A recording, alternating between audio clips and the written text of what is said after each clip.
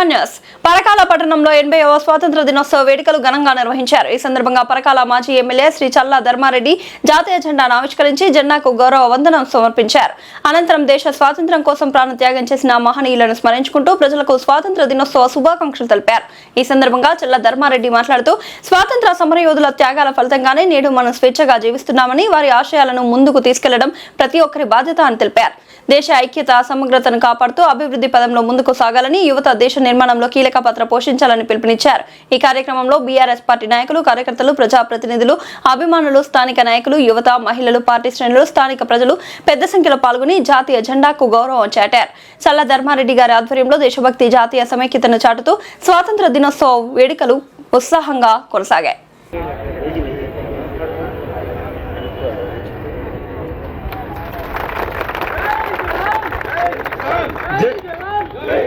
जय बोलो स्वतंत्र भारत की।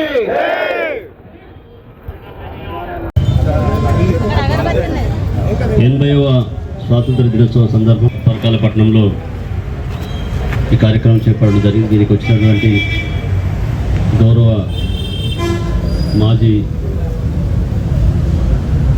ప్రజాప్రతినిధులు అందరూ కూడా, ముఖ్యంగా మొన్న గెలిచిన